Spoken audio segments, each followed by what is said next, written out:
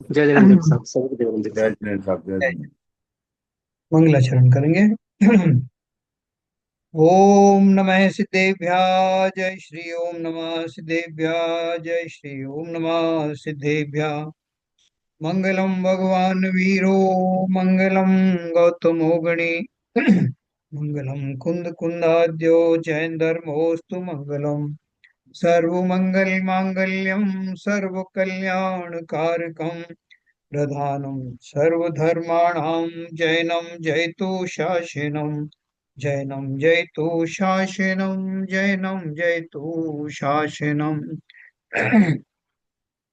मोक्षमार्गस्य नेतारं वेतारं कर्मभूभृतां ज्ञातारं विश्वतत्त्वानां वन्दे तद्गुणलब्धये।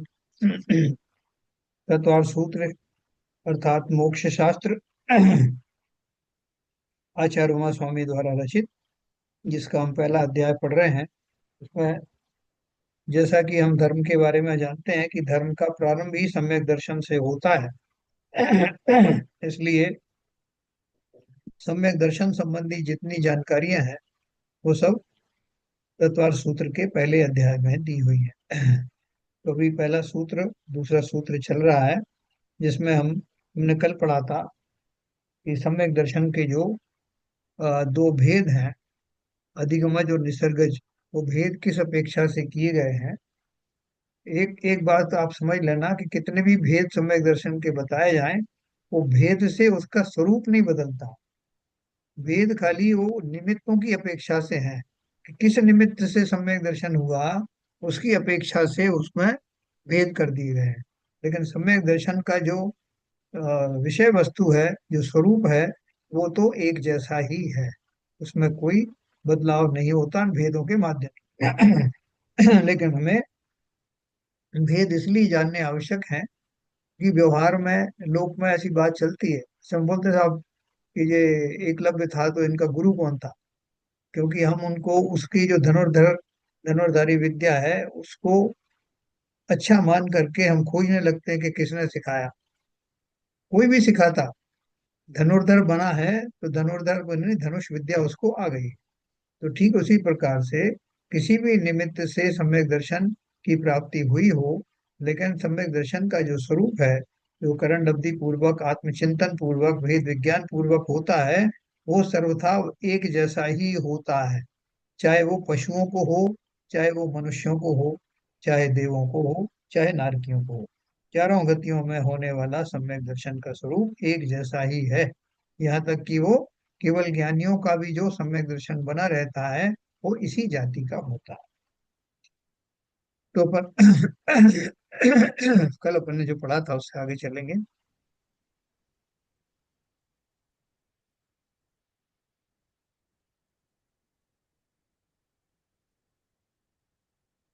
देखो, निश्चय सम्यक दर्शन की उत्पत्ति की अपेक्षा से भेद, है ना, इन्होंने कहीं कंफ्यूज ना हो जाए, इसलिए शब्द निश्चय पहले ही लगा दिया है।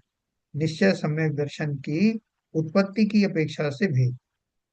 और भी बहुत सारे भेद आएंगे, अपन सब पढ़ेंगे। तो इसका देखो कितने छोटे से सूत्र में उन्होंने दिया है। तीसरे नंबर का सूत्र है, तन निगस तन निसर्गाद अधिगमाद्वा, यानी वह तत्, यानी वह सम्यक दर्शन, निसगति यानी स्वभाव से, वा यानी अथवा, अधिगमात यानी दूसरे के उपदेश आदि से उत्पन्न होता है ना। तो उत्पत्ति की अपेक्षा से सम्यक दर्शन के दो भेद हैं। कौन कौन से भेद हैं? निसर्गज और अधिगमज। निसर्गज किसे कहते हैं? जो दूसरे के उपदेश आदि के बिना स्वयमेव पूर्व संस्कार से उत्पन्न होता है, उसे निसर्गज सम्यक दर्शन कहते हैं। अधिगमज किसे कहते हैं? जो सम्यक दर्शन पर की उपदेश आदि से उत्पन्न होता है, उसे अधिगमज सम्यक दर्शन कहते हैं। ये क्लियर हो गया? यानी क्या है, प्रत्येक जीव, तो इसको याद कैसे रखें? नहीं, निसर्गज और अधिगमज है ना। तो देखो, निसर्गज का मतलब क्या है, तो लिखा है जो दूसरे के उपदेश के बिना। निसर्गज माने निसर्ग होता है, निसर्ग माने प्राकृतिक। Okay okay. तो प्राकृतिक रूप से वो कैसे आता है? जो पूर्व संस्कार से। नहीं, मुझे आपने ये जो बता दिया ना, जी। निसर्ग का मतलब प्राकृतिक, तो अब याद रहेगा। बराबर। नहीं, मैं इसलिए सवाल पूछा, और कुछ नहीं। हाँ, बिल्कुल कि सही। उसका वो कुछ तकिया कलाम मिल जाएगा तो याद रहेगा। हाँ, बिल्कुल सही कहा। हम्म। तो निसर्ग का अर्थ प्रकृति होता है, प्रकृति के प्राकृतिक रूप से जीव को, अभी देखो हम जो कुछ कर रहे हैं इसमें एक बहुत इंपॉर्टेंट बात छिपी हुई है कि हम और आपको जो रुचि बनी हुई है, शास्त्रों के प्रति रुचि, सम्यक दर्शन को जानने की रुचि जो बनी है, वो ऐसे ही नहीं बनी। इसमें हमारे पूर्व संस्कार पूर्णतः सम्मिलित हैं। उनके कारण ही ये हो रहा है, ये रुचि आज की नहीं है। ये पूर्व संस्कार हम लेकर के आए हैं, जिनसे ये रुचि बनी, ये हमारा पहला स्टेप था। अब जो शास्त्रों के माध्यम से और आचार्यों के देशना के माध्यम से जो कुछ हम समझ पा रहे हैं, वो हमारे उस रुचि को न केवल बलवती बनाएगा, बल्कि हमारे उन संस्कारों को और सुदृढ़ करेगा। हो सकता है कि इसी भव में, इसी पर्याय में हमको सम्यक दर्शन की प्राप्ति हो जाए। ये निर्भर करेगा कि हम दिनों दिन उसका, उस रुचि का, उन संस्कारों का कितना उपयोग करते हैं।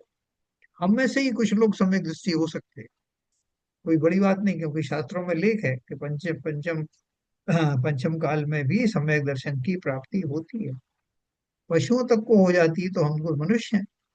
इसलिए इसमें बहुत माल छुपा हुआ है, रहस्य छुपा हुआ है। ये निसर्गज जाति का जो है, हम दूसरे के उपदेश के बिना ही, है ना, उपदेश के बिना का अर्थ क्या है कि जैसे उपदेश तो हम सुन रहे हैं, अभी भी जैसे चल रहा है आचार्यों का हम उपदेश सुन रहे हैं, लेकिन हो सकता है कि ये उपदेश कार्यकारी ना हो, क्योंकि ऐसा उपदेश तो बहुत लोग सुनते हैं। लेकिन उनमें से जिन किसी को जागृति होगी, वो अपने पूर्व संस्कार के कारण होगी, प्रबल रूप से, मुख्यतः उसमें पूर्व संस्कार की होगी। इसलिए उस सम्यक दर्शन को निसर्गज सम्यक दर्शन कहा। और अधिगमज क्यों कहा, किसको कहा? जो सम्यक दर्शन पर के उपदेशादि से उत्पन्न होता है, उसे अधिगमज सम्यक दर्शन कहते हैं। तो अब कहोगे कि साहब जो पर के उपदेश से हुआ उसमें भी तो संस्कार निमित्त हो सकते हैं।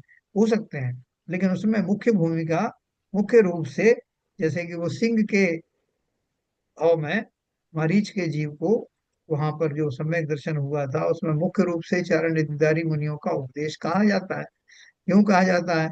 क्योंकि वो तो स्वयं मुनि था, आदिनाथ भगवान के समो शरण में वो स्वयं मुनि अवस्था में था। तो वहां तो उसके संस्कार पड़े नहीं। और कितने कितने भाव उसने, वो अरंडी का जो है, वो अकौए का जो पौधा बना, हजारों लाखों बार, और कैसी कैसी खोटी योनियों में जाने के बाद में, करोड़ों वर्ष के बाद में वो सिंह बना। और सिंह की पर्याय में उसको वो जबरदस्त चारण रिद्धिधारी मुनि की देशना मिली। तो वहां काल लब्धि भी आई उसकी। वो संस्कार होंगे तो बहुत पूर्व के, बहुत पुराने हैं, थोड़े बहुत होंगे, लेकिन वास्तव में मेजर पोर्शन तो उस उपदेश के निमित्त से प्रकट हुआ। इसलिए उसको ऐसा टाइटल अधिगमज वाला दिया है। जो सम्यक दर्शन पर के उपदेशादि से उत्पन्न होता है, उसे अधिगमज सम्यक दर्शन कहते हैं। फिर देखिए, जिस एक्चुअली जीव, एक्चुअली जो जो पांचों समवाय मिली हाँ, कर्णलब्धि के लिए, जी, उसमें निमित्त, तो उनका उपदेश था, वो निमित्त बना। निमित्त प्रधान रूप से उसमें हाँ, तो उसमें वो निमित्त प्रधान है, इसलिए अग्रमज कहा है इसको, यस, ऐसा समझना चाहिए। बिल्कुल। हाँ, हाँ, पहले वाला जो है जिसमें हम बोलते हैं पूर्व संस्कारों के कारण, तो पूर्व संस्कार निमित्त बने, हम्म।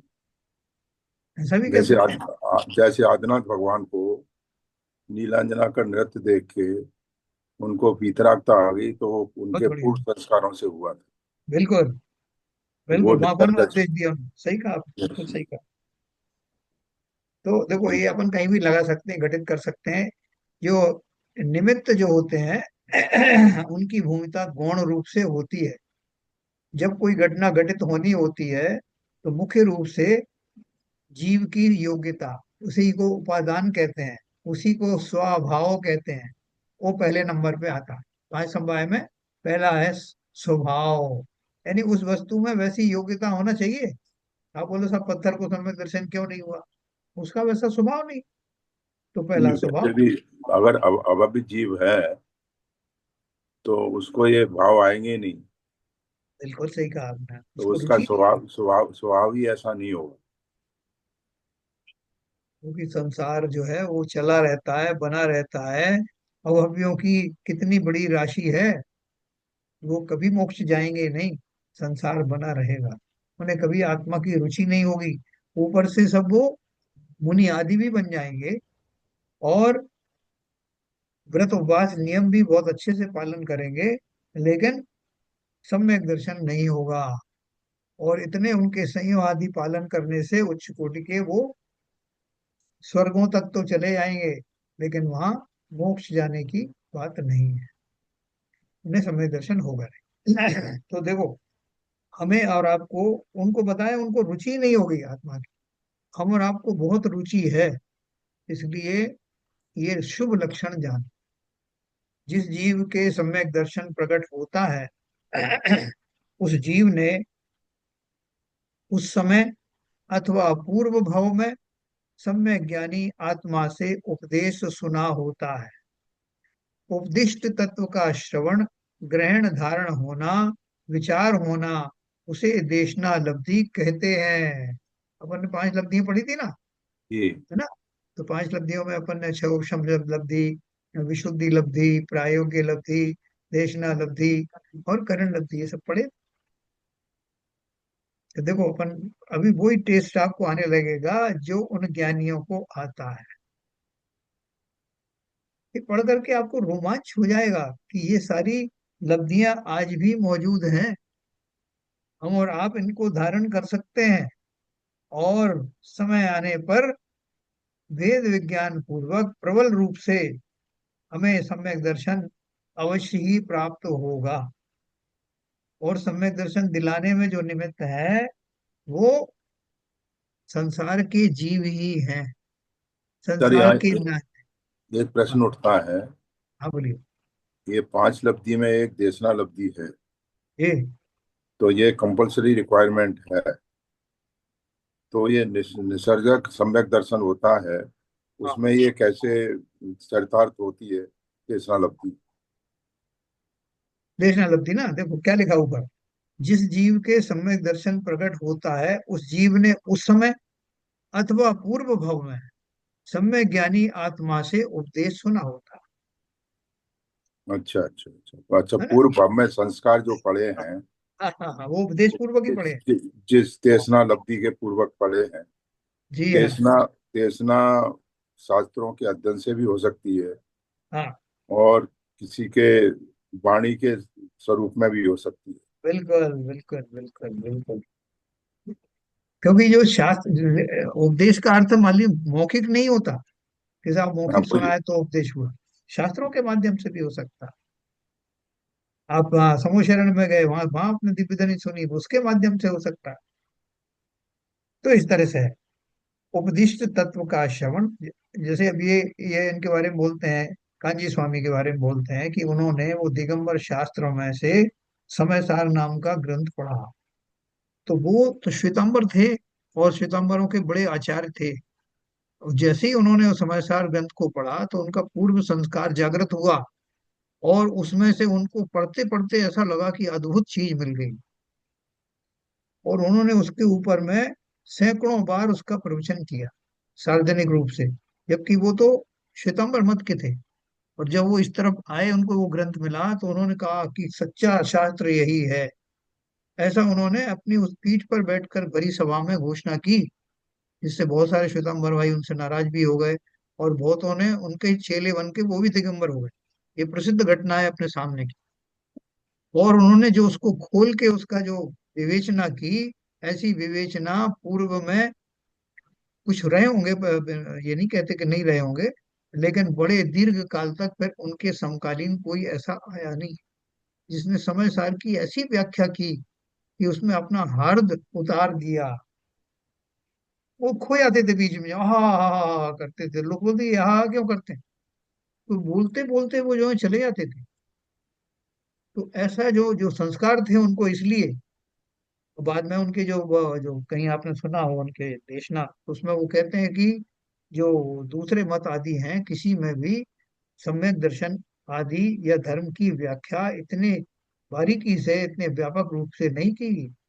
आत्म तत्व का स्वभाव जानना, आत्मा का जो है किस तरह से साक्षात्कार किया जाता है, ऐसा किसी और दिगंबर मत के अतिरिक्त वो बोले मुझे कहीं नहीं मिला। तो हमें बहुमान आना चाहिए कि हम उन शास्त्रों के श्रोता और पाठक बन गए हैं जिन शास्त्रों में ये सारा माल भरा पड़ा। तो क्या करना है? देखो सुनना, जीव के सम्यक दर्शन प्रकट होता है उस जीव ने उस समय अथवा पूर्व भाव में सम्यक ज्ञानी आत्मा से उपदेश सुना होता है। उपदिष्ट तत्व का श्रवण, ग्रहण, धारण होना, विचार होना, उसे देशना लब्धि कहते हैं। देशना लब्धि का क्या अर्थ क्या है? उपदिष्ट तत्व का, यानी जो जो जो उपादेय है और जिसका उपदेश दिया गया है, ऐसे तत्व का श्रवण यानी सुनना, ग्रहण धारण करना। ये भी अपन पढ़ेंगे, ग्रहण क्या होता है, धारण क्या होता है, ये सब पढ़ेंगे अपन। ग्रहण धारण होना, विचार होना, उसे देशना लब्धि कहते हैं। आपने कुछ सुन करके आ गए, अब सुन करके आ गए तो बहुत सारे लोग आते हैं सुन करके। कोई पंच कल्याणक हो रहे हैं, कहीं कोई और फंक्शन हो रहा है, वहां गए, कुछ का शास्त्रवाद मिले, वहां से खरीद लाए। जो कुछ थोड़ा वो विद्वानों ने, मुनि महाराज ने वहां बहुत बोला, सुना और अपना काम पूरा फॉर्मेलिटी के तौर पे मान लिया उसको। लेकिन कुछ जीव जो हैं वो एकांत में आकर के बैठते हैं और जो श्रवण किया उस पर चिंतन करते हैं कि आज महाराज ने क्या बात कही। और बाई चांस क्या होता है कि वो उनके वर्तमान स्थितियों से मैच कर जाते। जैसे कि आपका किसी ने अपमान किया और वहां महाराज ने बताया कि ये हानि लाभ जीवन मरण यश अपयश विधि हाथ, ये सब हमने ही अपना यश कीर्ति नाम का कर्म कमाया था, बनाया था। दूसरों को प्रशंसा नहीं की, दूसरों की निंदा की, इसलिए मेरा भी अपमान हुआ। ऐसा वहां पे चल रहा था मंच पर। अब मैं बड़ा दुखी तो था ही, आकर के मैंने अपना उस उपदेश से अपनी दशा को मैच किया। मैच करते मुझे लगा कि यार इस बात में कोई दम जरूर है। कोई किसी का अकारण तो जो है वो करता नहीं अपमान, अवश्य ही इसके पीछे कुछ कारण है। और जो महाराज ने बताया कि वो कारण क्या है, मैंने ही पूर्व में अपने कुत्सित भावों के कारण दूसरों को कभी समुचित मान सम्मान दिया ही नहीं, बल्कि उनके हिस्से का श्रेय भी लूटने की कोशिश की।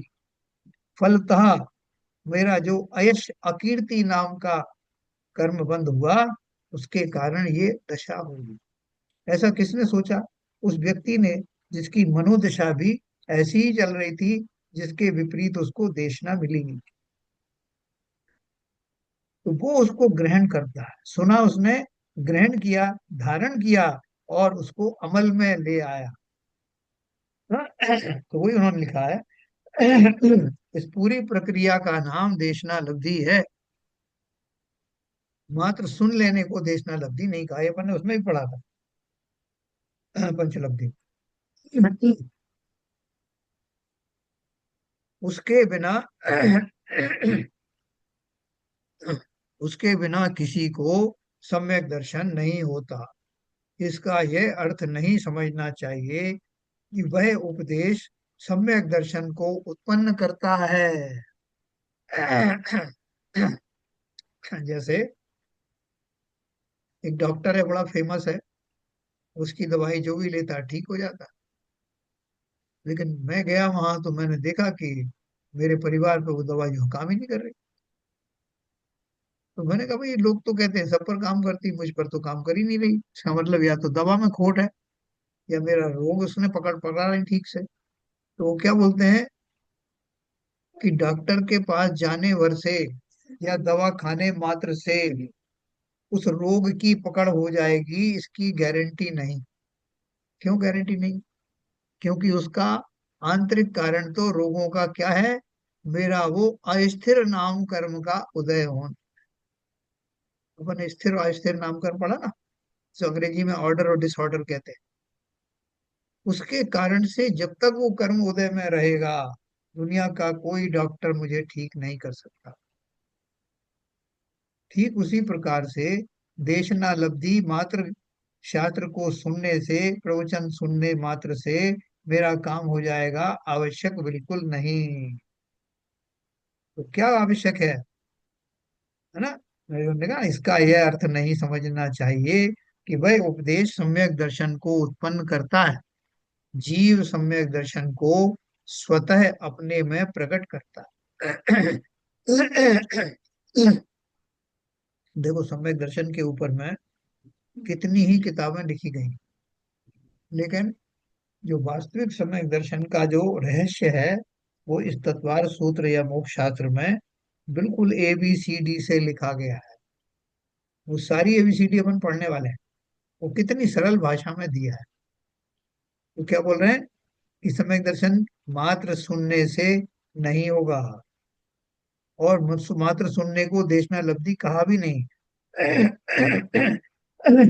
इसका ये अर्थ नहीं समझना चाहिए कि वह उपदेश सम्यक दर्शन को उत्पन्न करता है, जीव सम्यक दर्शन को स्वतः अपने में प्रकट करता है। ज्ञानी का उपदेश तो निमित्त मात्र है। और डॉक्टर क्या करता है? यार डॉक्टर साहब आपने मुझे ठीक कर दिया, आपने ऐसी दवाई दी कि वो एकदम ठीक हो गया, एक खुराक में ठीक हो गया। ना तो डॉक्टर ने कुछ किया ना उस औषधि ने कुछ किया।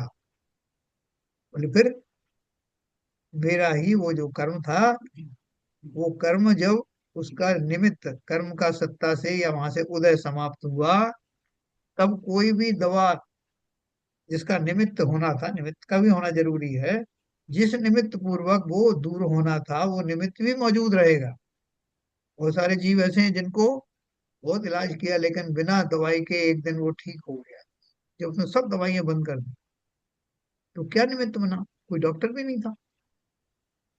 तो उसकी कालब्धि और उसका पूर्व कर्म का उदय का चला जाना, अर्थात उसका निमित्त समाप्त हो जाना, और उस जीव का वैसा रोग आदि का निवारण होना, ये सब होने के कारण वो बिना औषधि के ही ठीक हो, है ना? तो ये सब में लगाना इस बात को। जीव सम्यक दर्शन को स्वतः अपने में प्रकट करता है, ज्ञानी का उपदेश तो निमित्त मात्र है।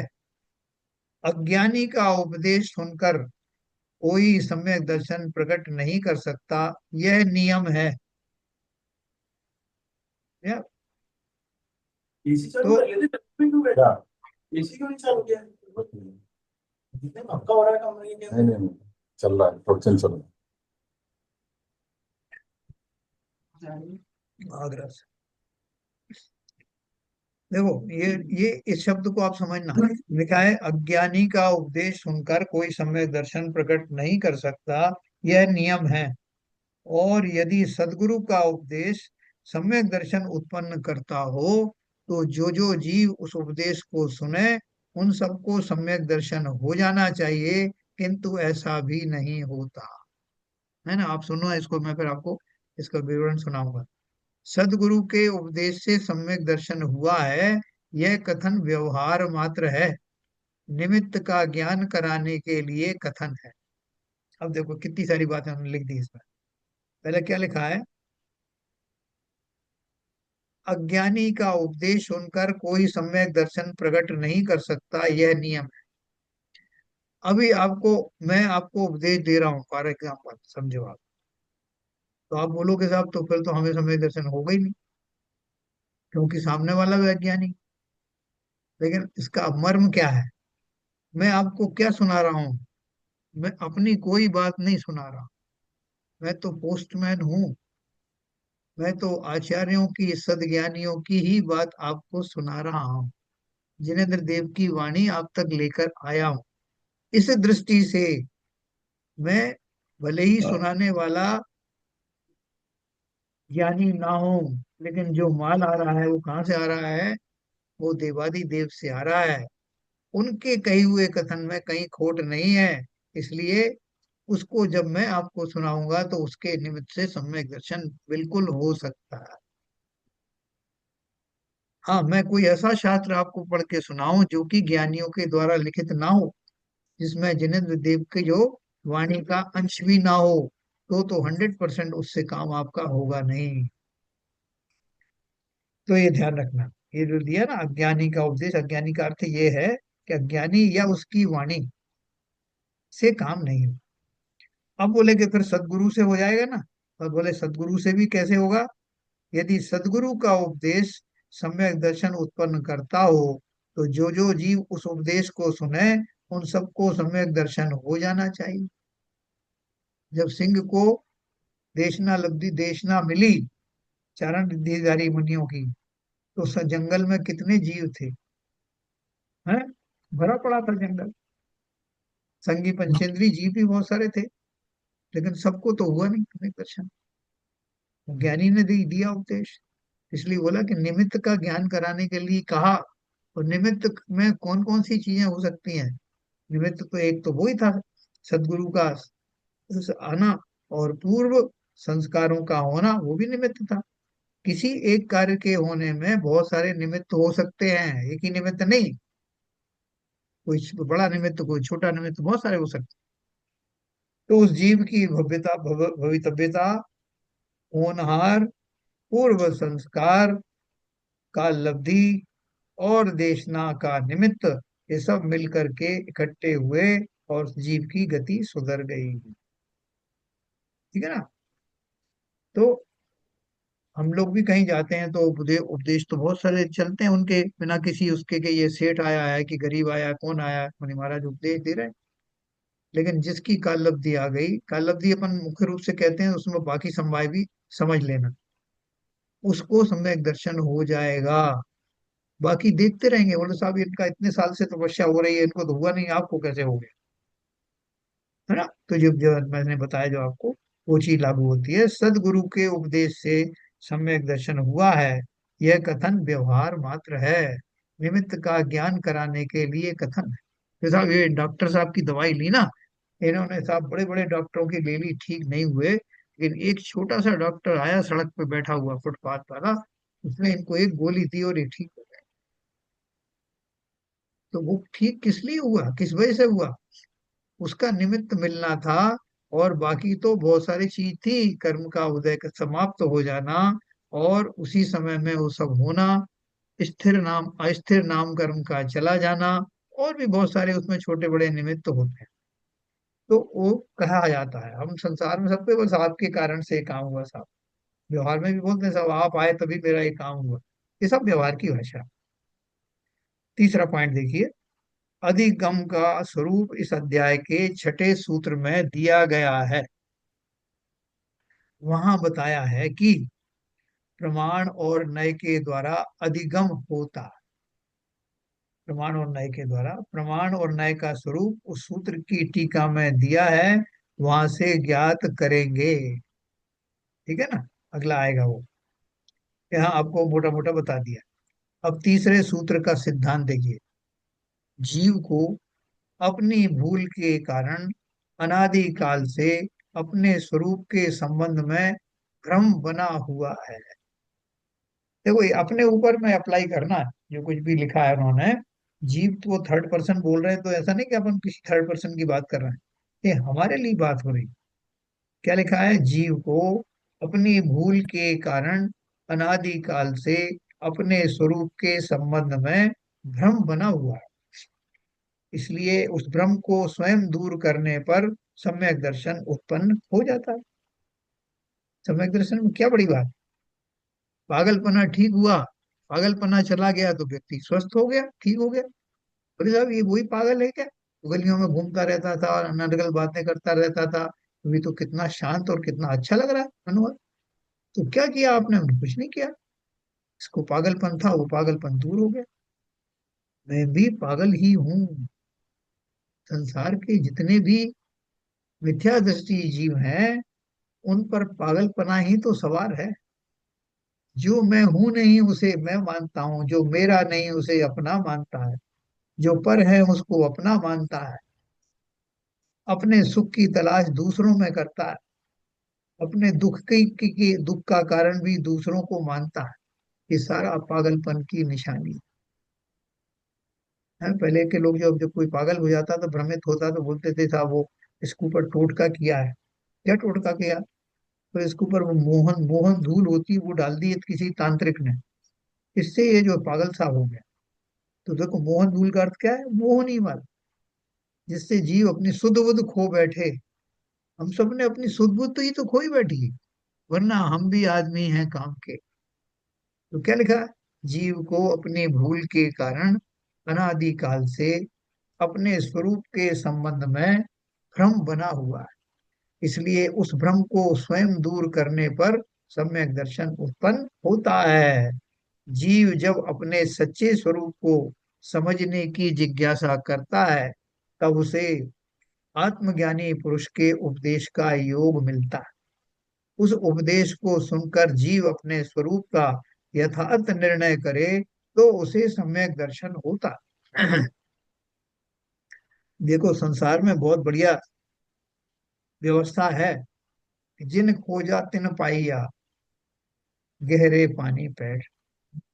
जिस किसी ने भी मोक्ष के लिए तड़प उत्पन्न की कि मुझे तो संसार में रहना नहीं, उसके लिए सब तरह की व्यवस्थाएं खड़ी हो जाती। एक बार संकल्प तो करे कि नहीं रहना मुझे संसार। नेमिनाथ भगवान का विवाह हो रहा था, है ना? वो होने ही वाला था। क्या कसर रह गई थी, बारात निकली हुई थी। और कैसा उनका वो योग बना, जिसे हम बोलते तो हैं प्रतिकूल निमित्त के साथ, जिसने उनको उस शादी के अनुपम बंधन से बचा लिया, बंधन में नहीं बंधने दिया, उस पर अंतराय हो गया। तो एक दिशा से संसारी अवस्था की अपेक्षा से अंतराय हुआ। सीता जी को बहुत अंतराय हुए। उनको जो है वो रावण के यहाँ से आए, तब भी उनको एक्सेप्ट नहीं किया गया। इतना बड़ा अंतराय। अग्नि परीक्षा में डाल दिया दोबारा। कितने बड़े अंतराय। लेकिन वो काहे के अंतराय थे? संसारी दशा में बने रहने में अंतराय था, पारलौकिक दशा में जाने में अंतराय नहीं था। वो तो उसका निमित्त बना। इसी तरह से निमिनाथ का हुआ। ये राजुल का के ये बोलती है, राजुल की भी बात सही है कि राजुल को भी अपना वैवाहिक जीवन में कितना बड़ा अंतराय आया।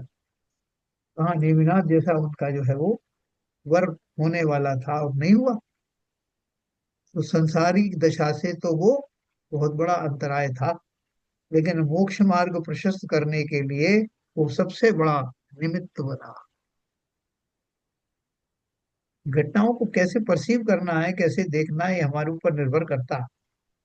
इसी तरह से संसार में होने वाले दुख, दारिद्र्य, प्रतिकूलताएं वास्तव में ज्ञानी पुरुषों के लिए वो परिवर्तन का कारण बनते हैं।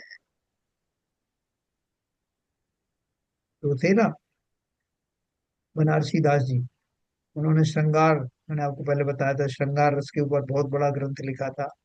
और तीन तीन शादी की, लेकिन कोई पत्नी रही नहीं। तो वो बड़े परेशान थे। लेकिन बाद में जब उनको एक ज्ञान हुआ, तो उन्होंने अपने हाथों से वो श्रृंगार रस का ग्रंथ गंगा जी में डुबाया। और एकदम से निरपेक्ष होकर के, मैं किस चक्कर में पड़ा था शादी वादी के, कहाँ में फंस गया था, ऐसा भाव आया उनको निरंतर। अपने उन क्षणों को धिक्कारा उन्होंने। और वो अच्छा हुआ कि वो संयोग ना मिला, ऐसी जागृति उनके अंदर आई। हम और आप संसार में होने वाली प्रतिकूलताओं को अवसर में कन्वर्ट कर दें, ये व्यवस्था हम सबके पास। तो जीव जब अपने सच्चे स्वरूप को समझने की जिज्ञासा करता है, तब उसे आत्मज्ञानी पुरुष के उपदेश का योग भी मिलता है। उस उपदेश को सुनकर जीव अपने स्वरूप का यथार्थ निर्णय करे, तो उसे सम्यक दर्शन अवश्य होता है। किसी जीव को आत्मज्ञानी पुरुष का उपदेश सुनने पर तत्काल सम्यक दर्शन उत्पन्न हो जाता है, और किसी को उसी भव में, दीर्घ काल में, अथवा दूसरे भव में उत्पन्न होता है। जिसे तत्काल सम्यक दर्शन उत्पन्न होता है, उसे अधिगमज सम्यक दर्शन हुआ कहलाता है। देखो क्या लिखा, जिसे तत्काल सम्यक दर्शन उत्पन्न होता है, उसे अधिगमज सम्यक दर्शन हुआ कहलाता है, और जिसे पूर्व के संस्कार से उत्पन्न होता है उसे निसर्गज सम्यक दर्शन हुआ कहलाता है, निमित्त की अपेक्षा से। कि अभी वो उपदेश चल रहा है भगवान का समोशरण में, और वो जीव को एकदम सम्यक दर्शन हो गया। तो क्या कहने में आएगा कि जिनेन्द्र देव की दिव्य ध्वनि सुन करके कितने जीव सम्यक दर्शन को प्राप्त हो, तो तत्काल हो गया। लेकिन अभी जैसे नरक है, नरक में तो कोई उपदेश देने जा नहीं सकता, तो वहां उनको सम्यक दर्शन होता है, तो वो किस कारण से? पूर्व संस्कार, और वो प्रबल कार्य। सर, मेरा एक सवाल था। जी। यहाँ पर जो है आत्मज्ञानी कहा गया है, सम्यक दृष्टि नहीं कहा गया है। जो उपदेश जिसका सुना है, सम्यक दृष्टि जीव का नहीं है, आत्मज्ञानी जीव। कुछ अंतर है क्या दोनों में? किसी जीव को आत्मज्ञानी पुरुष का उपदेश, उनका आत्मज्ञानी कौन होता है? सम्यक दृष्टि, सम्यक ज्ञानी। आत्मज्ञानी सम्यक दृष्टि ही होगा, सम्यक ज्ञानी होगा। नहीं, आपका और अच्छा प्रश्न है, अच्छा सपोज प्रश्न है कि हाँ। आज सम्यक सम्यक जगह जगह यूज करके, ऐसी तो बात नहीं है कि उनको साथ में सम्यक ज्ञानी कहने में कोई परहेज होता। नहीं नहीं, परहेज नहीं, वो तो और अच्छा, उन्होंने एक शब्द और मिला दिया आपको। जो सम्यक दृष्टि है वही आत्म, सम्यक ज्ञानी है वही, जो सम्यक ज्ञानी है वही आत्मज्ञानी है। आत्मज्ञानी का मतलब है वो आत्मा के और आपको और पास ले जा रहा है, भाई आत्मज्ञानी सम्यक, संबोधन करके। सम्यक ज्ञान किसे कहते हैं? ज्ञान का सम्यक पना। सम्यक पना का अर्थ क्या है? सच्चा ज्ञान। सच्चा ज्ञान किसे कहेंगे? जो आत्मा से निकलता है, नैसर्गिक ज्ञान। ठीक है, तो हम और आप आत्मज्ञानी है कि नहीं है? आत्मी ही तो है अपन, आत्मी है ना। वो मेरे बड़े आत्मी है, ये शब्द क्यों इस्तेमाल करता हूँ मैं? वो मेरे बड़े आत्मी है।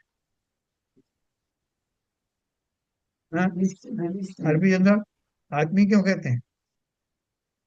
नहीं, ठीक है। लेकिन सर, मुझे अभी भी कुछ इसमें डाउट लग रहा है। अच्छा, तो आप क्योंकि बताएं, आप बताएं आत्मज्ञानी का क्या हो सकता है? मैं क्या हो मैं सकता मैं नहीं, मैं तो सिर्फ एक शब्द का ध्यान दे रहा हूँ कि हर जगह सम्यक ज्ञानी जब यूज कर सकते हैं कि सम्यक ज्ञानी जीव का ये ऐसा होना चाहिए, इसका उपदेश होना चाहिए, तो सडनली एक आत्मज्ञानी जीव का उपदेश कर दिया उन्होंने। है? एक जो उन्होंने एक दूसरा शब्द और साथ में लिया, क्योंकि वो आत्मा, आत्मा से ही जुड़ा सम्यक दर्शन आत्मा के बिना नहीं होता। एक्सप्लेनेशन आपका सही है, मैं उसमें कहीं कुछ ऑब्जेक्शन नहीं कर रहा हूँ। हाँ, अपन ने सम्यक दर्शन जब प्राप्त किया था मतलब पढ़ने में, तो जब अपन करण डिग्री के बारे में पढ़ा था तो क्या लिखा था? वो जीव आत्मा का चिंतन करते करते कंसंट्रेशन के साथ में संपूर्ण उपयोग को आत्मा में जब लगाता है, तब सम्यक दर्शन की प्राप्ति हो। और सम्यक दृष्टि कहलाता है। सर ये इसी को अनेकांतवाद कहते हैं। हाँ, एक बात को अलग अलग नए से कहना, वो सम्यक सही बात ज्ञानी को आत्मज्ञानी कहना, ये है। भी नए की बात है। ये हाँ, अनेकांतवाद की बात है। बहुत सारे शब्द जो है ना वो वैसे पर्यायवाची शब्द भी होते हैं। ये पर्यायवाची आप समझ सकते हैं इसको। जी जी। तो एक मैंने आपको बीच में बात निकाली कि आत्मी शब्द अपन इस्तेमाल करते हैं कि वो सब वो हमारे बड़े आत्मी हैं, तो क्यों निकाला ये शब्द का अर्थ क्या है? आप थोड़ा जोर लगाएंगे तो इसका अर्थ आप निकाल देंगे। बस, अपन ये नहीं बोलते कि वो मेरे बड़े शरीरी हैं, आत्मी है अपन कहेंगे बहुत बहुत आत्मी है। इसका अर्थ क्या है? देखो, जब हम किसी को दुआएं देते तो क्या बोलते हैं कि साहब मेरी उनसे दिल से दुआएं देता हूँ। कोई बोलता है मैं उनको अपने अंतर मन से दुआएं देता हूँ। कोई बोलता है कि मैं अपनी आत्मा से, मेरी आत्मा संतुष्ट हो गई, उनकी बात सुनकर मेरी आत्मा संतुष्ट हो गई, मैं अपनी आत्मा तृप्त हो की गई, गहराइयों से, हाँ, तृप्त, तृप्त हो गई। आत्मा तृप्त हो गई। आत्मा की गहराइयों से उन्हें धन्यवाद देता हूँ। तो ये शब्द सब किस लिए आ रहे हैं? दूसरे धर्मों में भी सोल की बात की जाती है। इसका अर्थ ये है कि अल्टीमेट मैं, मेरा पना, मैं पना सोल में ही है। उससे ज्यादा आत्मी कौन हो सकता है? मेरा आत्मा से आत्मा का कनेक्शन है, इसलिए वो मेरे आत्मी। शरीर से शरीर का कनेक्शन का कोई नहीं कहता। कहते हैं तो वो दूसरी भाषा में कहते हैं, दो जिस्म मगर एक जान है हम, वो संसारी भाषा में। ठीक है सर, तो देखो, और जिसे तत्काल सम्यक दर्शन उत्पन्न होता है उसे अधिगम सम्यक दर्शन हुआ कहलाता है, और जिसे पूर्व के संस्कार से उत्पन्न होता है उसे निसर्गज सम्यक दर्शन हुआ कहलाता है। इसका अर्थ क्या हुआ कि सम्यक दृष्टि, सॉरी, नारकी जीवों को जो सम्यक दर्शन होता है वो कौन सा होता है?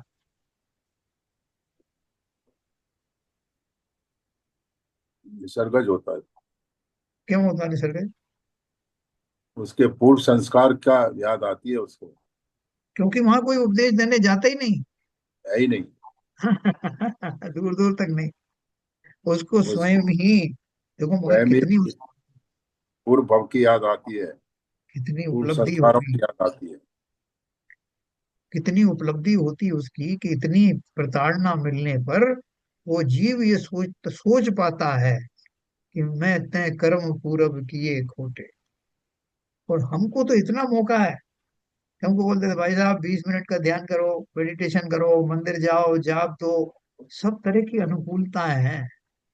लोग बोलते हैं इसी अनुकूलताओं के चक्कर में तो हम वैसा चिंतन नहीं कर पाते जो सम्यक दर्शन प्राप्त होने वाले नारकी कर पाते, है ना? तो ये जो हमको जो सुविधाएं मिली हैं उसका लाभ हम उल्टे डायरेक्शन में उठाते हैं, हम भोगों में और फंस जाते हैं। तो ये हमने पढ़ा, तो देखो इसमें नीचे एक इन्होंने एक चीज दी है, कोई जीव अपने आप शास्त्र पढ़कर या अज्ञानी का उपदेश सुनकर सम्यक दर्शन को प्राप्त कर लें, ऐसा कभी नहीं हो सकता। देशना लब्धि के विषय में सब प्रश्नों का संपूर्ण समाधान वाला लेख देखो, आत्मधर्म वर्ष सो एंड सो। देखो हमने जो उसमें पंचलब्धि में भी एक बात पढ़ी थी, वो डॉक्टर उज्ज्वल आशा ने लिखा था ना कि मैं तो पोस्टमैन हूँ, माल तो किसी और का है। वो पोस्टमैन आता था ना पहले, फटे पुराने कुछ ऐसा खाकी ड्रेस पहन करके आ गया वो गरीब सा आदमी, और आपको वो 1000 रुपए का एक वो पैसा दे के जाता। वो 1000 क्या, उसको बेचारे को तो 50 रुपए भी नहीं मिलते थे उस जमाने में। तो वो आपको 1000 रुपए कहाँ से दे रहा है? वो उसके अपने नहीं है, उसको किसी ने, आपके स्वजन ने उसके माध्यम से आपको भिजवाए हैं। ठीक उसी प्रकार से सम्यक ज्ञानी या ज्ञानी पुरुष जो कुछ आपको बोलते हैं, या वो स्वयं सम्यक दृष्टि ना भी हो, लेकिन उसकी श्रद्धान उस जिनेन्द्र देव की वाणी में से जुड़े हुए उन ग्रंथों से है, उन उपदेशों को उसके माध्यम से आप तक जा रहा है, तो आपका काम हो जाए, है ना? उसमें बहुत अच्छे से उन्होंने लिखा है इस चीज। तो कोई जीव अपने आप शास्त्र पढ़कर या अज्ञानी का उपदेश सुनकर सम्यक दर्शन को प्राप्त कर ले, ऐसा कभी नहीं हो सकता। इसका अर्थ क्या है? इसका देखो अर्थ बहुत लिमिटेड है।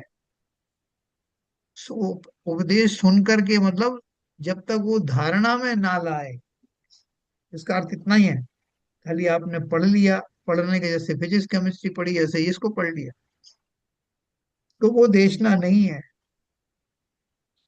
जिस देशना के बारे में अपन ने विस्तार विस्तार से पढ़ा था, अभी अपन फिर पढ़ेंगे, तो देशना का अर्थ क्या है, जो श्रवण सर है। यहाँ पर सर यहाँ पर जो हाँ, खुद के पढ़ने की बात तो एक तरफ रखो, मगर एक चीज जो बोली है, अज्ञानी का उपदेश सुनकर।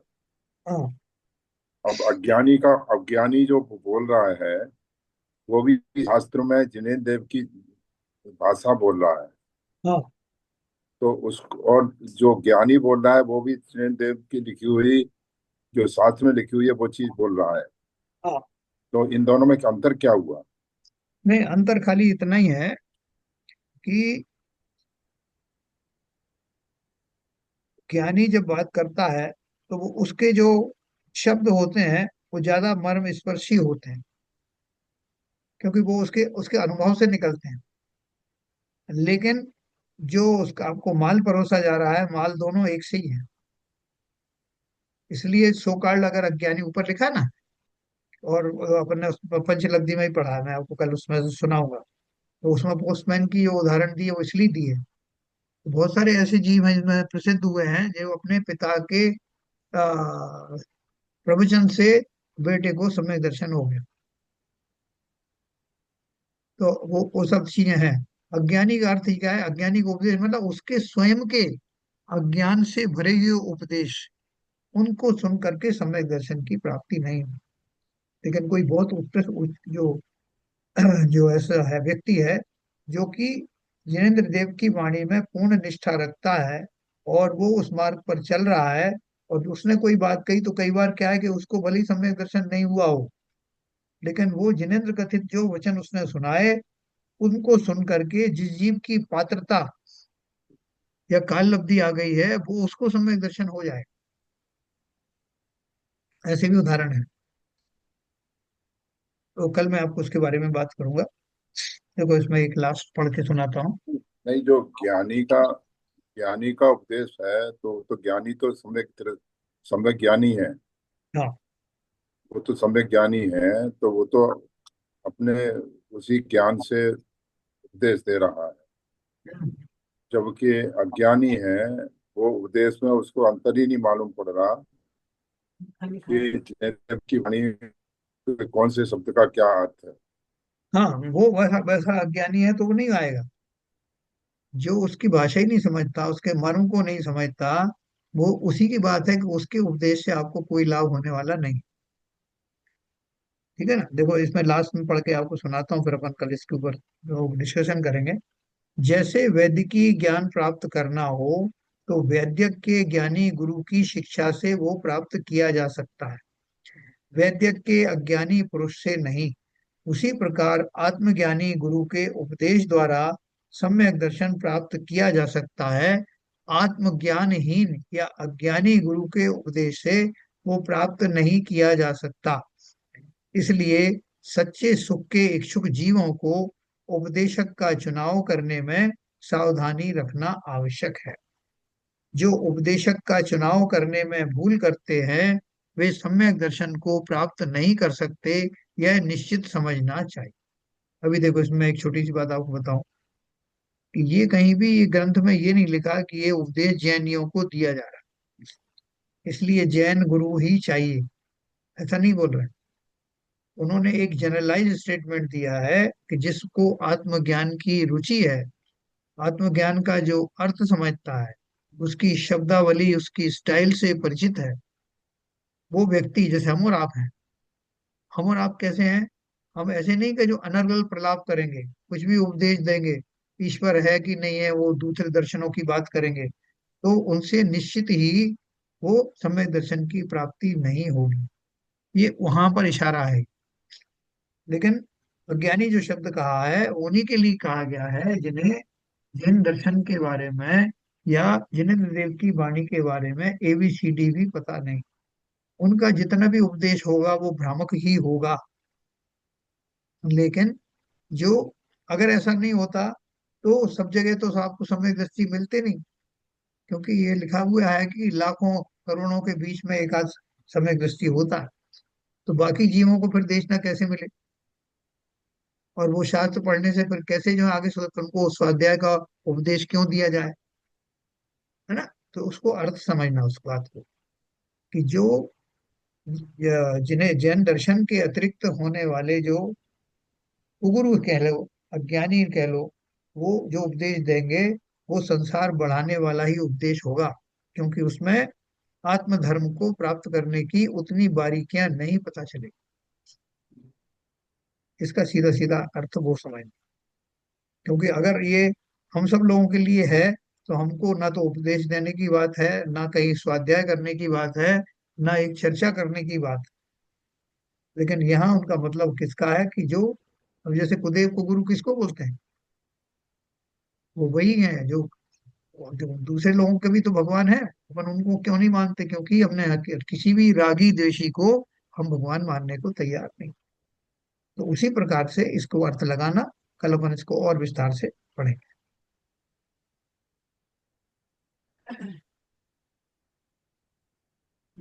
ठीक है सर। अ, संजय प्रकाश जिनवाणी स्तुति करेंगे।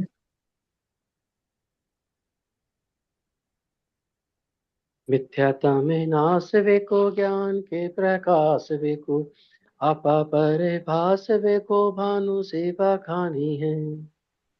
छहु द्रव्य जान वेको, बंद विधि भान वेको, स्वपर पिछान वेको, परम प्रमाणी है। अनुभवताय वेको, जीव के चताय वेको, कहूँ न सताय वेको, भव उरयानी है। जहाँ तहाँ तार वेको, पार के उतार वेको, सुख विस्तार वेको, यही जिन वाणी है। हे जिनवाणी भारती, तो हे जपू दिन रैन, जो तेरी शरणा गए, सो पावे सुख चैन। जा वाणी के ज्ञान ते, सूझे लोक लोक, तो वाणी मस्तक नमो, सदा देते डोक, सदा देते डोक। जिनवाणी माता की जय। जय। कार्य